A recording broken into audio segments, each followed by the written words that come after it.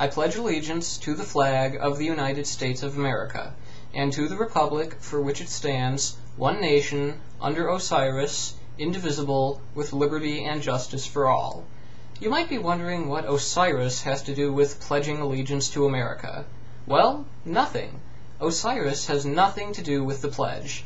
That's why we don't say we're one nation under Osiris, just as we don't say we're one nation under Shiva, or one nation under Athena, or one flat nation supported by 4 elephants standing on the back of a giant tortoise. But we do say we're one nation under God. Why?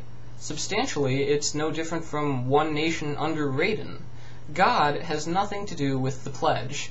The pledge, as it was originally written in 1892 by Francis Bellamy, did not contain the phrase under God, and Bellamy was a Baptist minister. Under God was not added until 1954 in the midst of anti-communist hysteria. You see, America figured that since Soviet communism was atheistic, then atheism must be communist, a failure of logic which unfortunately endures to this day.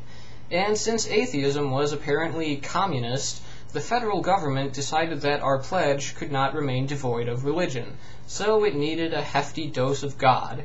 It seems they completely forgot about the Establishment Clause, the portion of the First Amendment which reads, "Congress shall make no law respecting an establishment of religion." President Eisenhower said, "From this day forward, the millions of our school children will daily proclaim in every city and town, every village and rural schoolhouse, the dedication of our nation and our people to the Almighty." And that is exactly what happened. Although no student can be compelled to recite the pledge, every morning of every school day, public government-run educational institutions lead their students in pledging their allegiance to one nation under God. That is, a singular God with a capital G.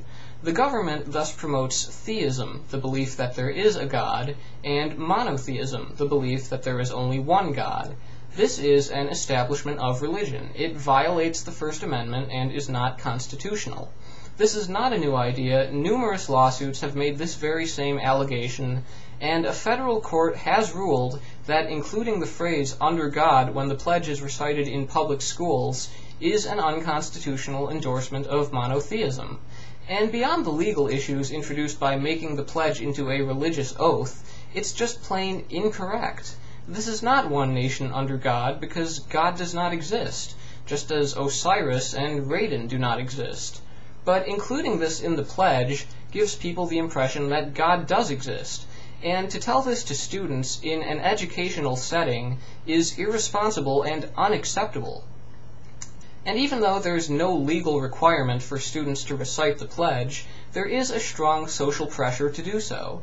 When the school is leading its entire student body in reciting the pledge every morning, and everyone else is standing and saying "one nation under God," it's expected that you're going to conform, and kids can find it difficult not to. How about the students who don't believe in a singular God? Not only the atheists and agnostics, but those who believe in a God other than God, or many gods. Why should they have to say this is one nation under capital G God? There are many people, even other atheists, who think it's just not worth making a big deal out of under God in the pledge.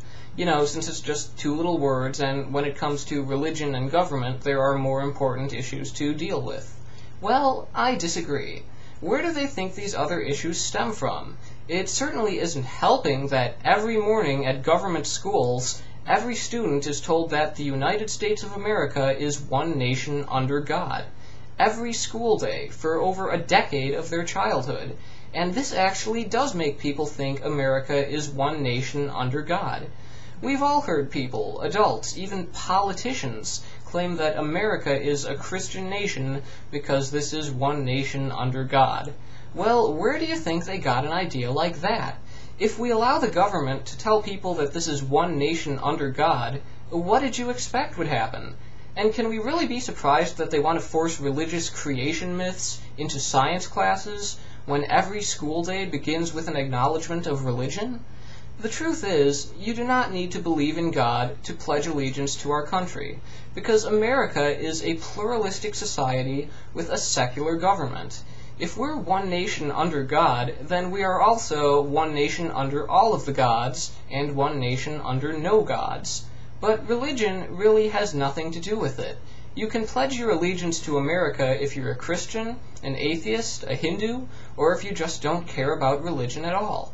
It's terribly ironic that the phrase "under God" was inserted between one nation and indivisible, because this addition has made the pledge an object of divisive religious controversy in our nation.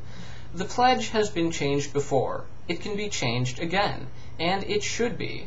It does not need to make any statement pertaining to religion. One nation, indivisible, should be good enough for anyone, because that's the part that counts.